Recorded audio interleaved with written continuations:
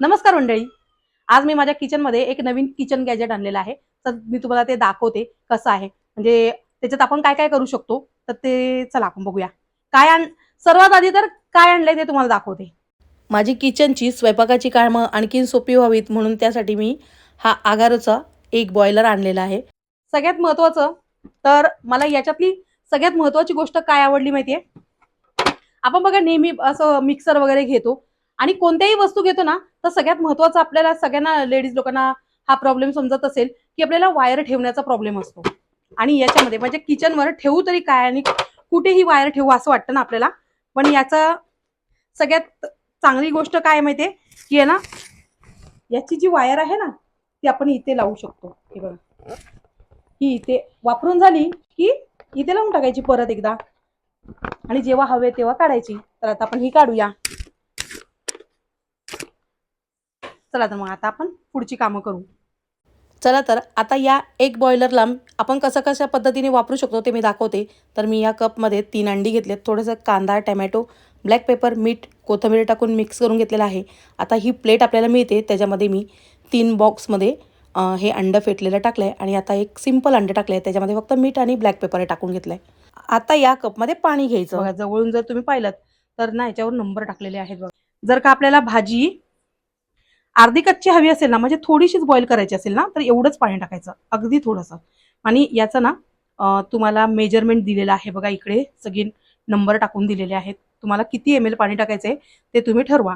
मग तुम्हाला जर का आणखीन जास्त शिजवलेलं हवंय तर याच्यापेक्षा जास्त म्हणजे हाफ पाणी टाकू शकता किंवा पूर्ण शिजवलेली हवी असेल ना तर इथपर्यंत पाणी टाकू शकता. तर आता ना मला पूर्ण शिजवलेलं हवंय म्हणून मी जरा जास्त पाणी टाकते. पाणी ओतल्यानंतर ही प्लेट ठेवणं खूप गरजेचं आहे. नंतर त्या प्लेटवर ही प्लेट ठेवायची आणि ते झाकून ठेवायचं. मशीन ऑन करायचं आणि हे पाणी संपलं ना मशीनमधलं, की ते ऑटोमॅटिकच आपली मशीन बंद होऊन जाते. आपल्याला त्याच्यावर लक्ष ठेवायची गरज नाही. आणि बघा ही अंडी कट केल्यानंतर तुमच्या लक्षात येईल, की अंडं एकदम परफेक्ट असं शिजलं आहे. मग तुम्हाला आता हाफ बॉईल जरी करायचं असेल किंवा फुल बॉईल करायचं असेल तरीसुद्धा आपण करू शकता. बघा किती छान शिजलं आहे. आणि बघा आपण जेव्हा अंडी उकडायला ठेवतो टोपामध्ये वगैरे, तर अंडी आपली नेमकी हमखास 1-2 अंडी तरी फुटतात. तर त्याऐवजी ना आपल्याला हे जे ग्लास मिळतं ना त्याच्याखाली एक पॉईंट असतं. त्या पॉईंटने अंड्यामध्ये एक होल करायचा, म्हणजे फक्त प्रेस करायचं, त्याला एक असं होल पडतं आणि नंतर आपण ती अंडी उकळायला ठेवायची.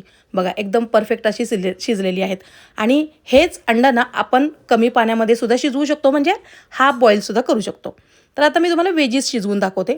तर मी काही वेजीस घेतलेले आहेत आणि त्याचीच एक तुम्हाला छान रेसिपी दाखवणार आहे. एकदम हेल्दी रेसिपी आहे आणि खूप टेस्टीसुद्धा आहे. तुम्ही सुद्धा ही रेसिपी नक्की करून बघा. आता याच्यामध्ये आपण अंडी उकडायला ठेवू देत किंवा वेजीस उकडायला ठेवू देत. आपण या भांड्यातून मोजून पाणी टाकलं की नाही, मग तुम्ही इतकं कमी जरी पाणी टाकलं असेल तर ते पाणी संपलं तर ऑटोमॅटिक ती मशीन बंद होणार. किंवा तुम्ही इतकं जरी पाणी टाकलं ना तरी सुद्धा ती संपल्यानंतरच ते मशीन लगेचच बंद होणार.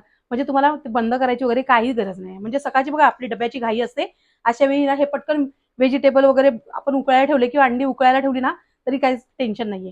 जर का फ्राय केलेली अंडी असू देत किंवा मग वेगवेगळ्या पद्धतीने अंडी मी तुम्हाला आज करून दाखवलेली आहेत. तर ते सुद्धा आणि आपले व्हेजीस सुद्धा जे हवं ते. आणि तुम्ही हुशार आहातच तर तुम्हाला तर माहितीच आहे की हे कसं कसं वापरायचं आहे. आपल्याला एकदा का एखादी रेसिपी कळली ना तर 100 रेसिपी आपण एकातून करू शकतो, हो की नाही? त्याला वाफ वगैरे आलेली आहे. चला तर तुमच्याबरोबर गप्पा मारता मारता ही आपली वेजीज आहे ते छान शिजलेली आहे. आणि आपल्याला जर का याच्यामधून अर्धी कच्ची जरी वेजी शिजवायची असते ना तरी ते शिजवू शकतात आणि फुलसुद्धा. तर आता बघा ह्याच्यावरती कसं वाफ आलेली आहे आणि एकदम परफेक्ट शिजले. आपण जर टोपामध्ये वगैरे शिजायला ठेवतो ना त्यापेक्षा ना खरंच याच्यामध्ये छान होतात. मी माझं स्वतःचं तुम्हाला मत सांगते. आणि आता मी तुम्हाला जी रेसिपी दाखवते ना ती खरंच खूप छान झालेली आहे. याची टेस्ट खरंच खूप छान लागते. आणि म्हणजे आपण आपला स्वयंपाक करेपर्यंत बाजूला ह्या वेजीज आहेत ना ते शिजू शकतात. कधी-कधी बघा कोणाकोणाच्या घरामध्ये वेगवेगळ्या पद्धतीने प्रत्येकाला वेगळा-वेगळा नाश्ता हवा असतो ना, तर अशा वेळी हे करायला काही हरकत नाही. तर आता मी या वेजीमध्ये फक्त टोमॅटो, कांदा घेतला आहे, ब्लॅक पेपर घेतलेला आहे, चाट मसाला आणि आपला साधा घरगुती मसाला घेतला आहे, थोडंसं मीठ घेतलेलं आहे. आणि आता हे मी फक्त मिक्स केलेलं आहे. इतकी टेस्टी ही रेसिपी झाली ना, जर तुम्हाला वाटत असेल तर तुम्ही वरून लिंबू टाकू शकता. तर मला लिंबू वरून टाकलेला आवडत नाही म्हणून मी नाही टाकलेला.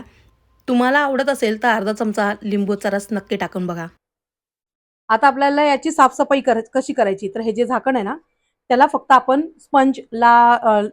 लिक्विड सोप लावायचा आणि त्याने हे घासून घ्यायचं आणि धुवून घ्यायचं, कोरडं करून ठेवून द्यायचं.